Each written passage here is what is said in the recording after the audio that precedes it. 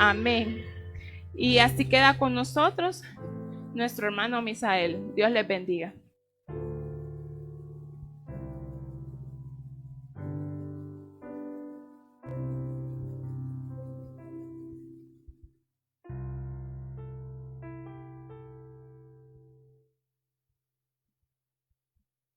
Buenas noches, que el Señor bendiga sus vidas ahí donde usted nos está sintonizando, allá en su hogar, en lo más tranquilo de su casa.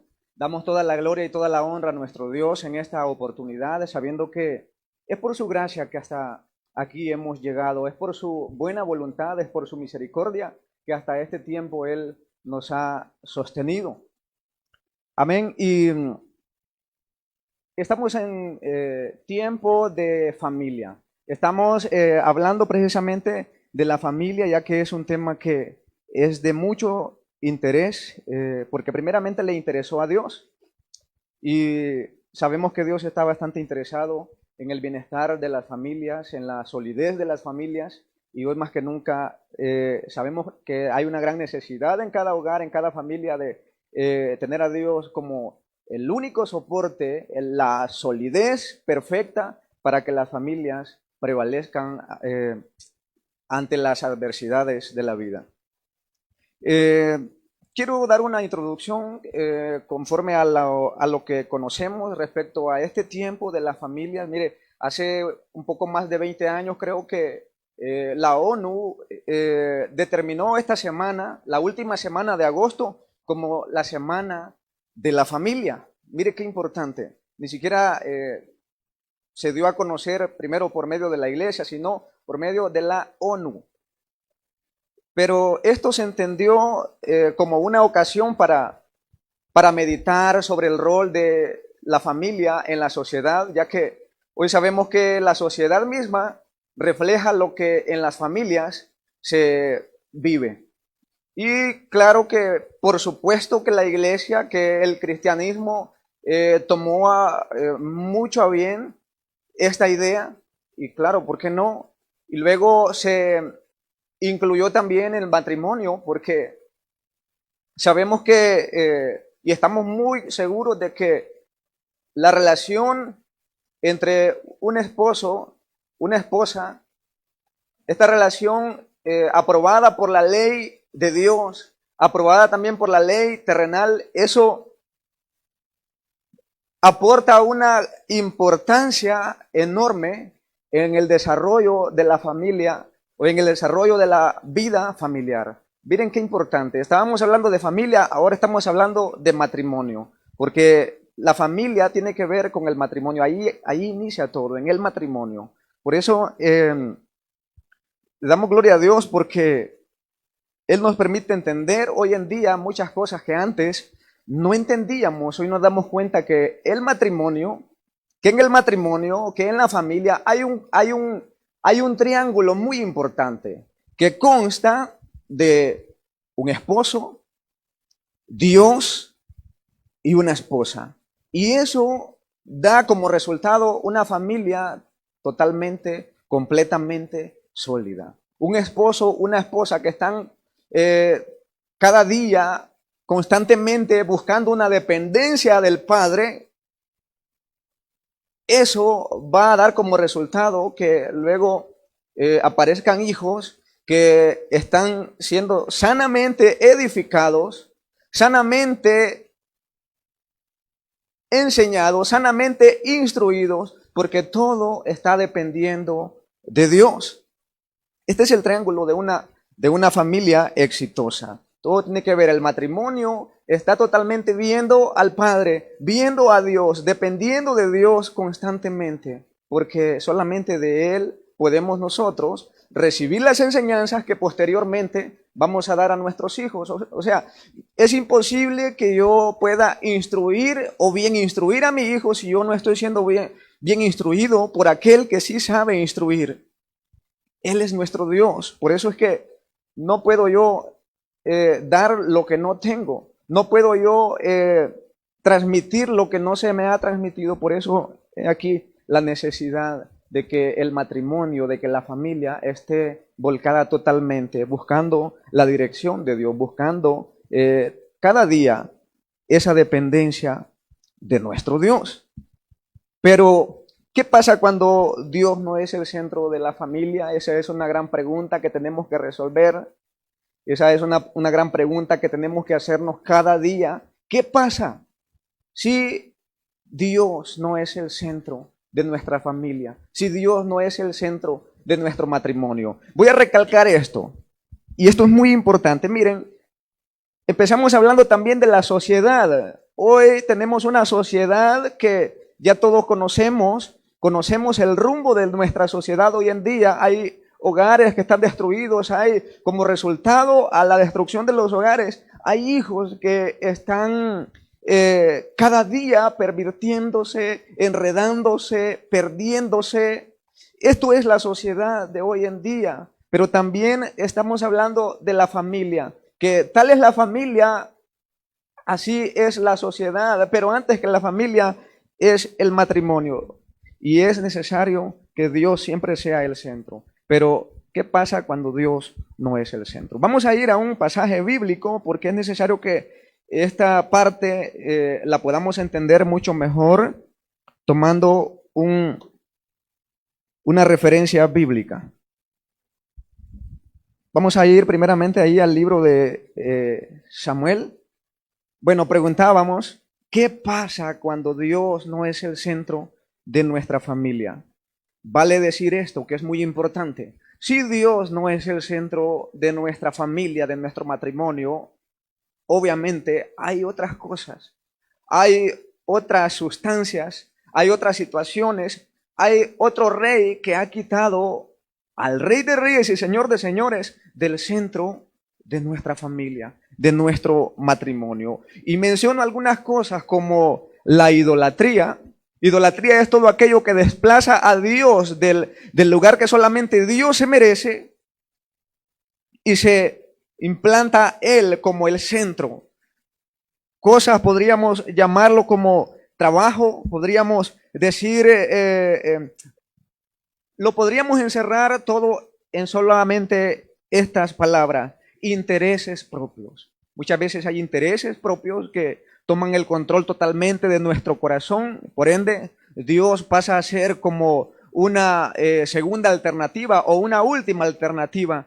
Eso es lo que pasa cuando Dios es quitado de nuestro matrimonio, del centro de nuestro matrimonio. Hay cosas que vienen y se incrustan en nuestro corazón y toman enseguida el control de nuestras vidas y seguramente todo esto no nos va a llevar a un buen término.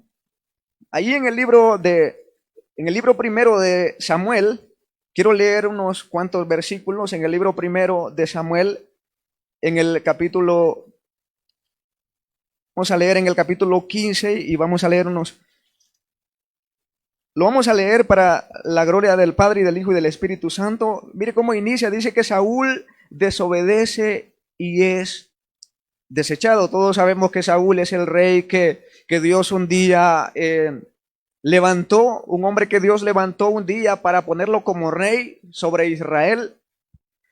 Una vez expuesto como el líder de Israel, Dios le da a Saúl una misión muy importante. Había enemigos que rodeaban a Israel, que merodeaban, y era necesario que estos enemigos fuesen destruidos. Dios le dijo a Saúl, dice así: después Samuel dijo a Saúl, Jehová me envió a que te ungiese por rey sobre su pueblo Israel. Ahora pues está atento a las palabras de Jehová.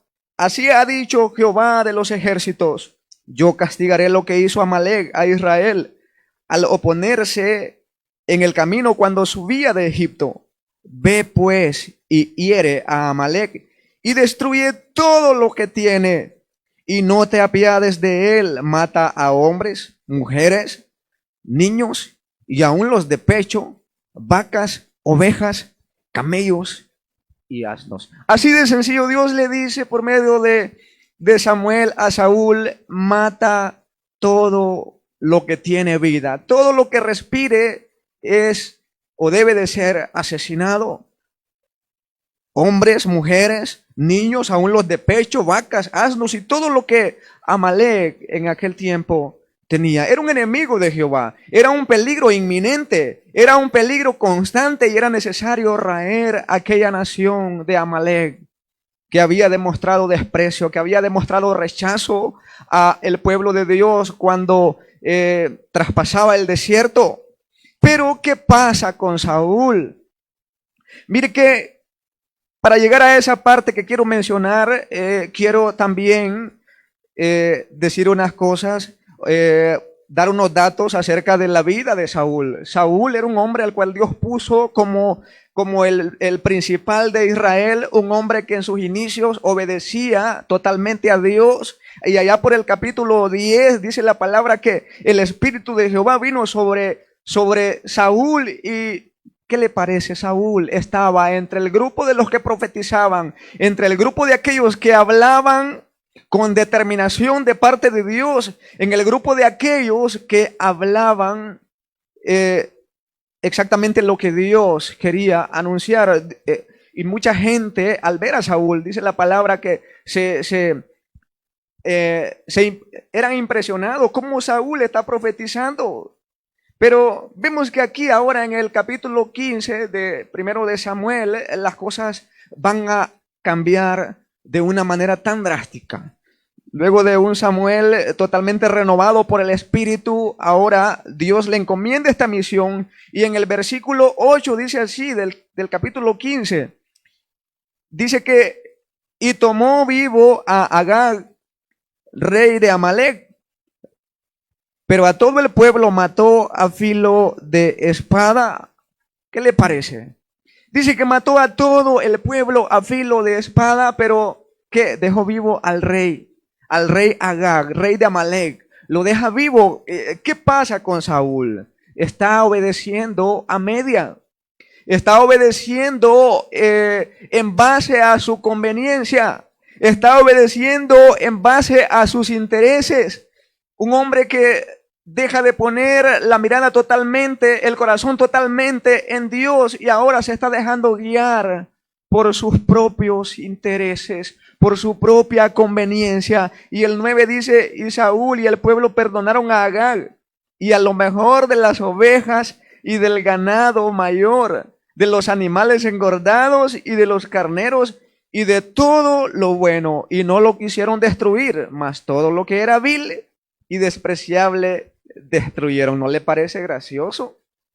¿No le parece una total extraviación del plan que Dios tenía en aquel momento contra aquel pueblo, en el cual Saúl debía ser determinante en una sola cosa, en cumplir a cabalidad lo que Dios le había ordenado? Óigame, no era algo que Saúl tenía que hacer si quería. Dios le ordenó: ve y mata todo lo que tiene vida, todo lo que respira debe de morir. Pero ahora vemos a un Saúl que obedece a su manera, como muchas veces nosotros obedecemos a nuestra manera. Quitamos de nuestro corazón aquellas cosas que el hombre puede ver, aquellos pecados en que el hombre o se pueden manifestar ante los hombres, pero dejamos cosas allí en nuestro corazón que Dios dijo que quitáramos. Cosas que el hombre no puede ver, pero que para Dios nada es oculto. Y ahora vemos a Saúl que deja vivo al rey Agag. Mire qué interesante.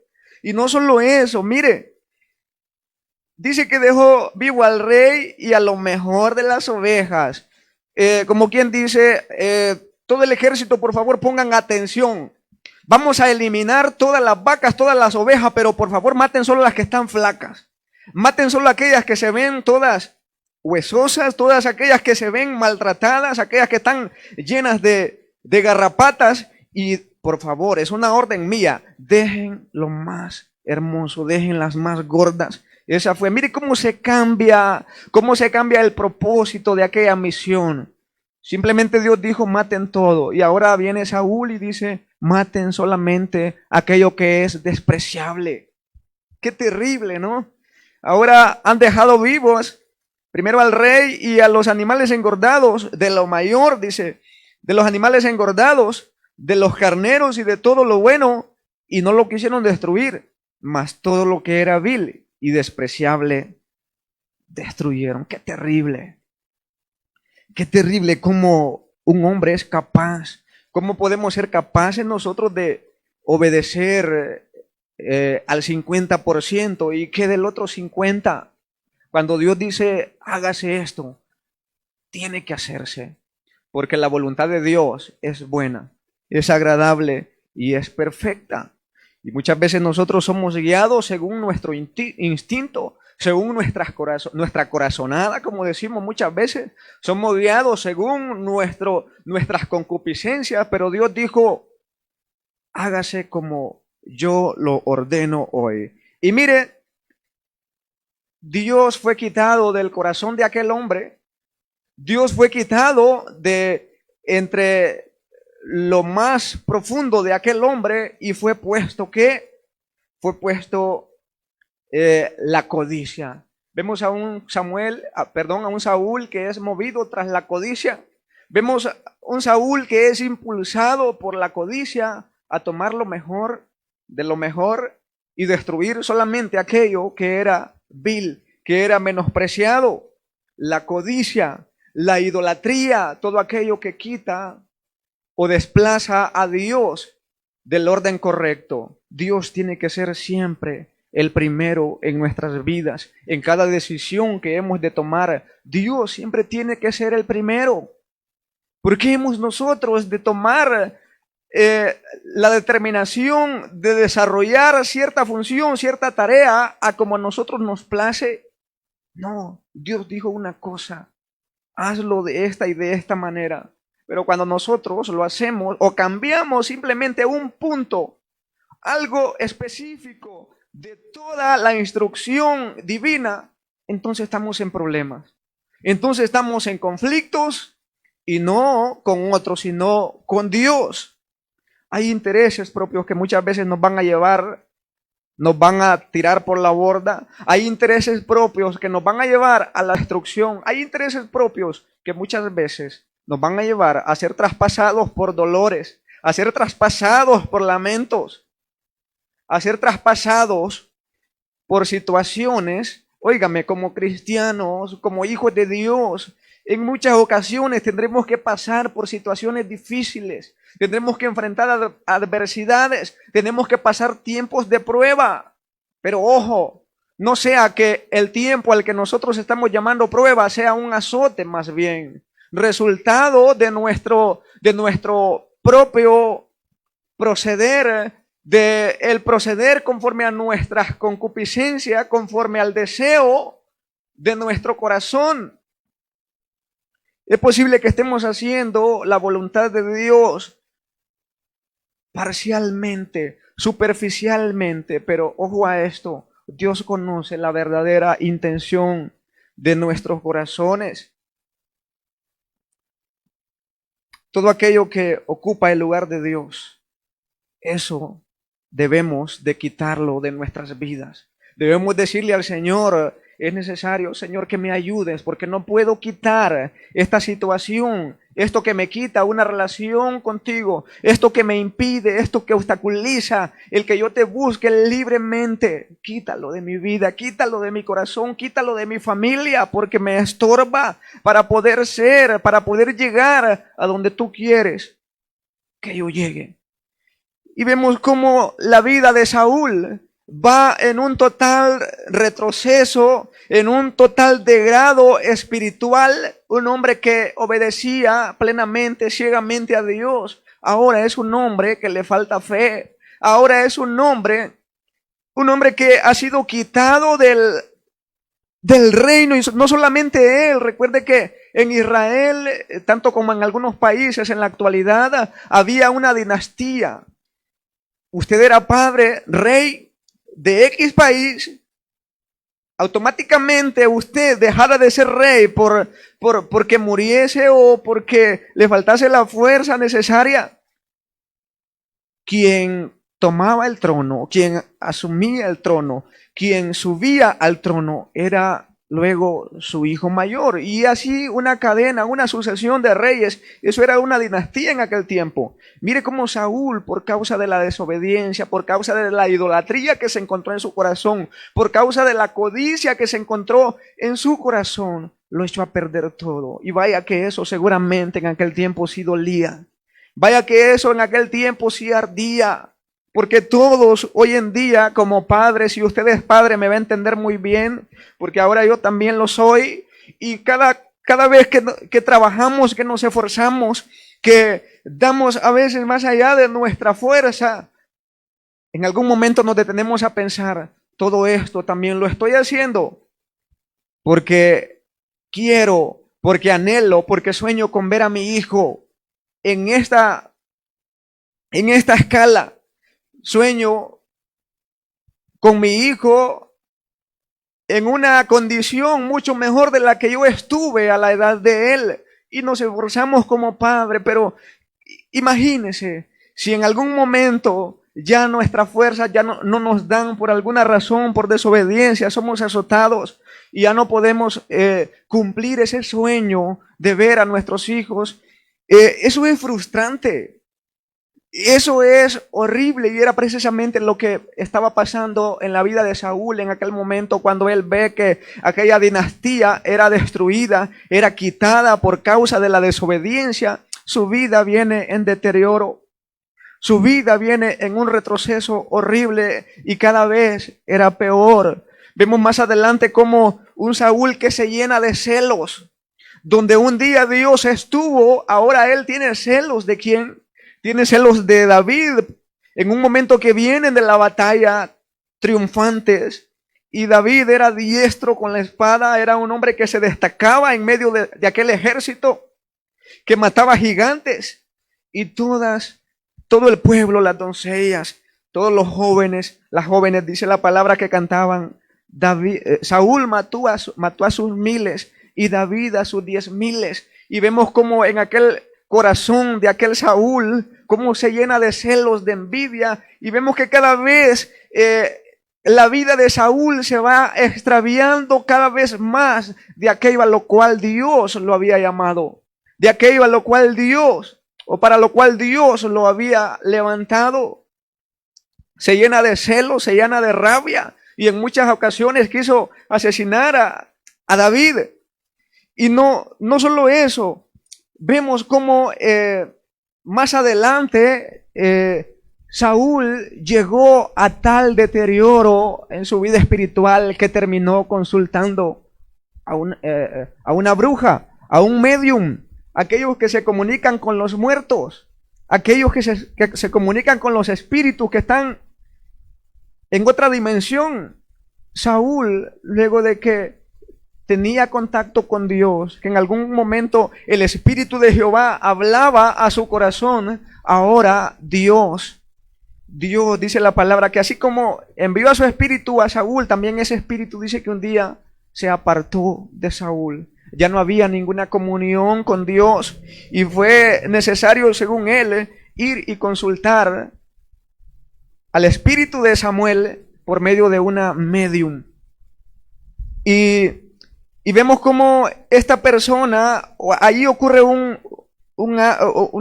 se manifiesta algo milagroso. No sabríamos exactamente cómo describirlo, cómo explicarlo. El caso es que el espíritu de Samuel, dice la palabra,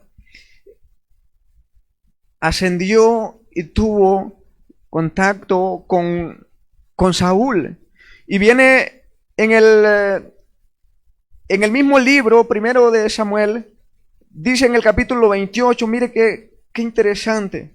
Esto es muy interesante y esto es donde le encontré el sentido, el cual yo estaba buscándole a este pasaje.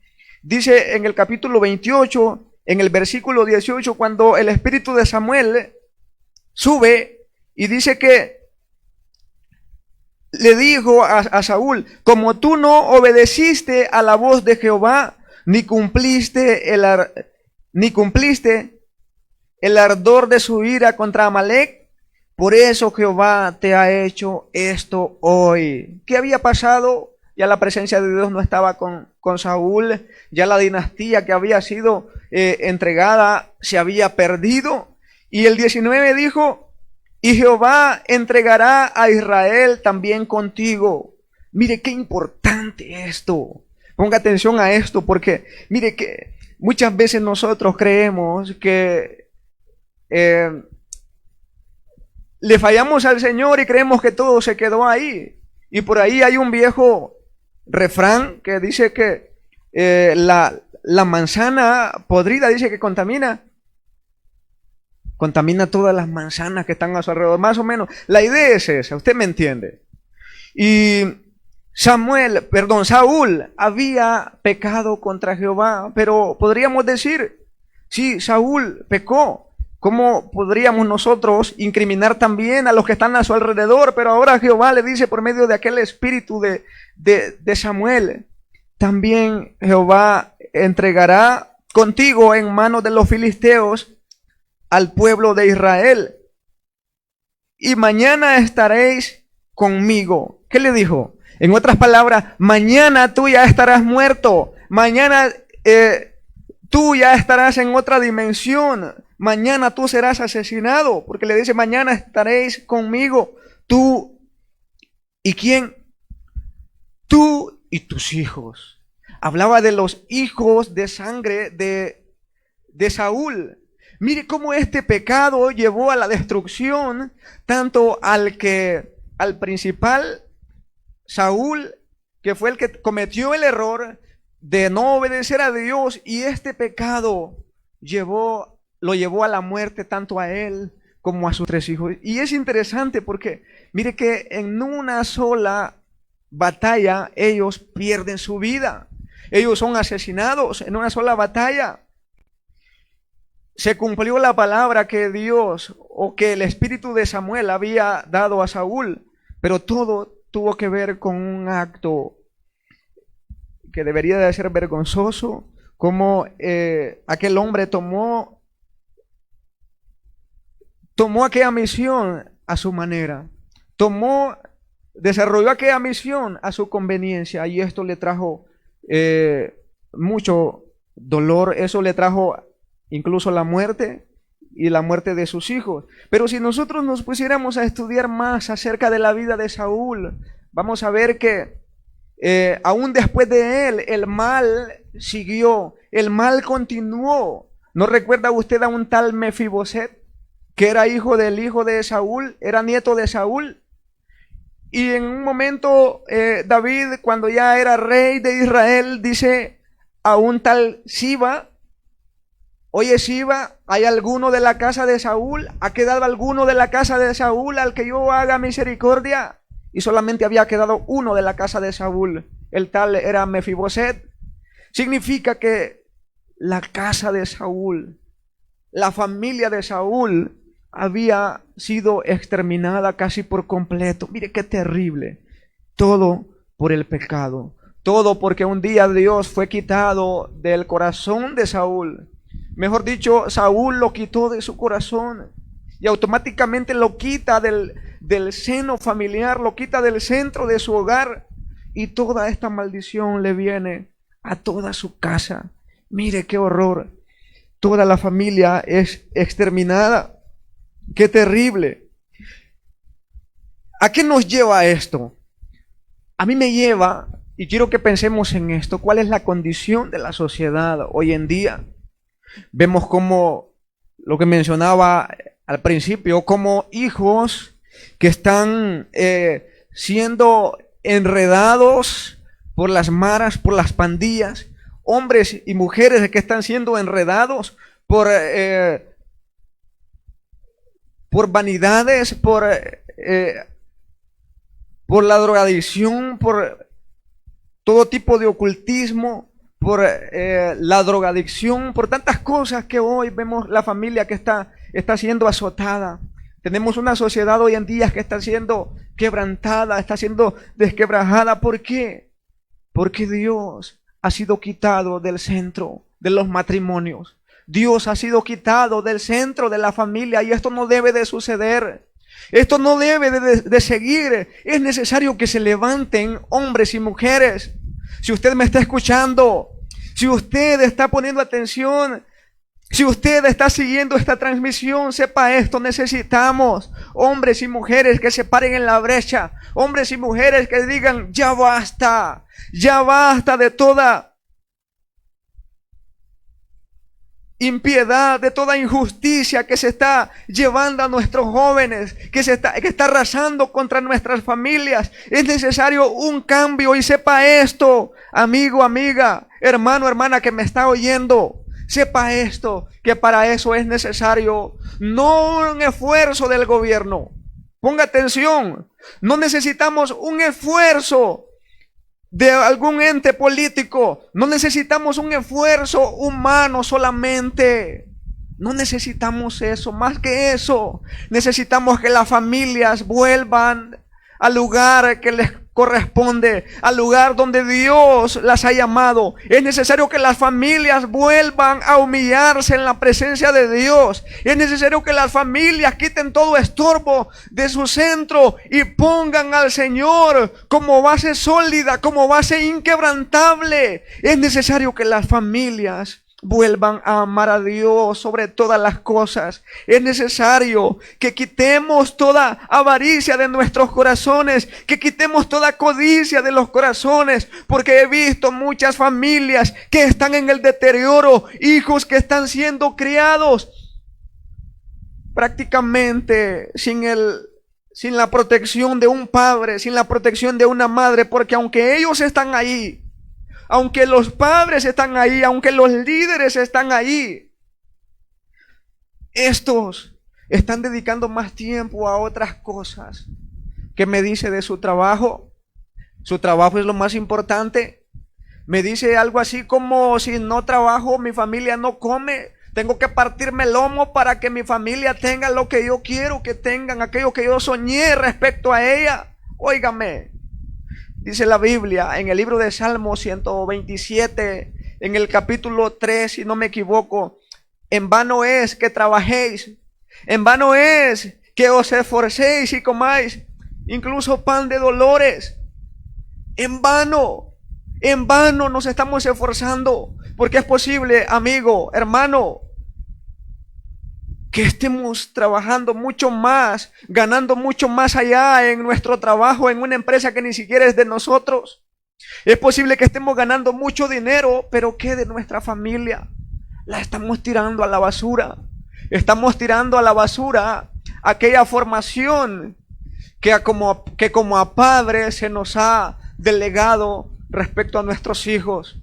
Dice en el capítulo 127 de Salmos, en el versículo, lo voy a leer así rápidamente. Rápidamente ahí dice Salmo 127, y es necesario que pongamos atención a lo que la palabra de Dios nos está instruyendo en este momento. Dice en el versículo 1: si Jehová no edificare la casa, en vano trabajan los que la edifican. Si Jehová no guardare la ciudad, en vano vela la guardia. Es inefectivo, es insuficiente el esfuerzo de un padre, de una madre que se parte el hombro por sacar a su familia adelante. Es insuficiente. Dice aquí la palabra: si Jehová no edificare la casa, en vano trabajan los que la edifican. Porque, amigo, hermano, usted que me está escuchando, que me está viendo, sepa esto: que nuestra familia, a la luz de la palabra, es como una casa. Jehová le dijo a David: ¿para qué me vas a construir casa? Yo te voy a construir una casa más firme. Y claro está que se refería a una descendencia de David que nunca iba a faltar en el trono de Israel. Una dinastía de reyes que saldría de las entrañas de David, de donde procede también nuestro Rey de Reyes y Señor de Señores, Jesucristo. Dios le dijo: yo te voy a construir una casa firme, una casa sólida. Por eso vuelvo acá y dice: si Jehová no edifica la casa, Tu familia y la mía son las casas que tú y yo estamos construyendo. Pero en vano es nuestro esfuerzo si no estamos tomando a Dios en cuenta, si no le estamos dando el lugar que a Dios le corresponde, que a Dios le pertenece. Si Jehová no edifica la casa, en vano trabajan los que la edifican. Y Dios allá en el libro de Deuteronomio, en el libro de Éxodo quizá, dice a los padres, enséñales, instrúyeles, que ellos también puedan guardar estos mandamientos, estos preceptos que yo te doy hoy. Escríbelos en tu frente, escríbelos en las puertas, en las paredes. Con eso está dándonos a entender que es necesario que sobre nuestro consejo, porque ahí decimos, no, a mi hijo nadie me le va a decir otra cosa que lo que yo quiero para él. A mi hijo yo lo aconsejo, a mi hijo yo lo educo, a mi hijo soy yo quien lo crío. Y nadie tiene que meterse en este ambiente, porque es nuestro ambiente, es mi familia, y yo hago lo que quiero. Pero sobre nuestro consejo, sobre nuestra instrucción, sobre nuestro deseo, abramos paso al consejo de Dios, al consejo oportuno de la palabra de Dios, porque es allí donde vamos a empezar a ver familias que son restauradas, familias que son correctamente instruidas, familias que cada vez se van volviendo más sólidas, más fuertes, familias en las cuales no solamente se impartan valores, se enseñen valores morales, éticos o lo que sea, sino que también familias que empiecen a honrar a Dios, familias que empiecen a amar a Dios con todo su corazón, porque ya vimos que cuando Dios es quitado del corazón de la familia es destruida. Los hijos son llevados a un destino donde ni tú como padre ni yo soñamos, ni siquiera Dios soñó. Pero por eso es necesario que hoy en día abramos paso en el corazón de nuestra familia y de nuestro matrimonio a la presencia de Dios. Que abramos paso más que a otro entretenimiento, más que a cualquier entretenimiento, más que a cualquier distracción, que abramos paso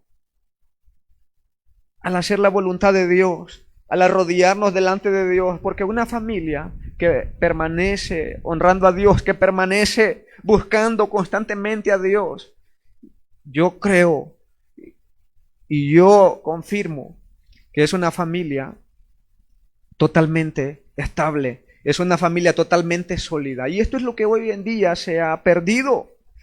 Vamos a ir así rápidamente al libro de Mateo para ir concluyendo con la predicación de esta noche. En el libro de Mateo, en el capítulo 7, veremos lo siguiente.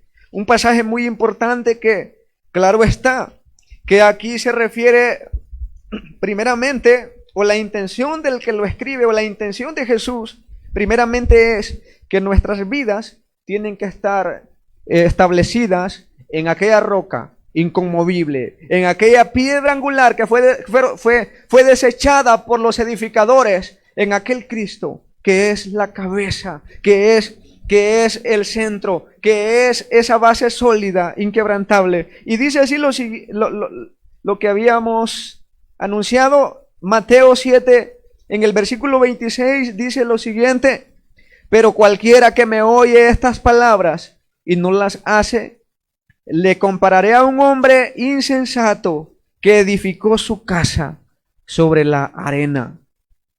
Y descendió lluvia, y vinieron ríos, y soplaron vientos, y dieron con ímpetu contra aquella casa, y cayó, y fue grande su ruina. Mire, aquí aparece otra vez la palabra casa. Y yo quiero darle esa orientación. En este caso dice casa, refirámonos a nuestras familias. ¿A dónde nosotros estamos edificando? ¿Dónde nosotros estamos construyendo esta casa que tiene que ver con nuestro matrimonio y nuestra familia, nuestros hijos? ¿En qué las estamos apoyando? Porque dice, es insensato aquel que edificó sobre la arena. Y dice que vinieron los vientos, vinieron la lluvia y golpearon con ímpetu. ¿Y qué pasó? La ruina fue grande. Hoy en día familias que están de luto, Familias que están destrozadas porque un ser querido ni siquiera fue un anciano, ni siquiera fue uno de 40, ni siquiera fue uno de 30. Jóvenes de 15, jóvenes de 16, jóvenes de menos de 20 hoy en día están siendo arrebatados de las familias. ¿Por qué? Por nuestra insensatez de edificar esta casa sobre la arena, de edificar esta casa sobre mi convicción, sobre mis palabras, sobre mi consejo, por edificar esta familia sobre esta manera que nos enseñaron nuestros antepasados. Es que yo tengo que criarlo de esta y de esta y de esta manera, y de allí no me muevo. Hoy le doy una nueva, y es esta, que es necesario que edifiquemos nuestra familia, tomando como instructivo la palabra de Dios. Y le aseguro que tendremos siempre una familia sólida, una familia totalmente integrada, una familia totalmente dirigida al fin correcto, al fin perfecto, al fin que Dios de antemano puso delante. Necesitamos al Señor como centro de nuestras vidas, de nuestro matrimonio, como el centro de nuestras familias. Si usted ha descuidado su relación con Dios, si usted como matrimonio han descuidado esa comunión con Dios, es necesario que volvamos allí. Es necesario que volvamos a levantar los altares caídos en nuestros hogares, en nuestra familia. Es necesario que volvamos a reunirnos para orar juntos al Señor. Es necesario que a la familia se le dé el valor que de antemano Dios ya le había dado. Es necesario que volvamos a la presencia del Señor. Que Dios le bendiga.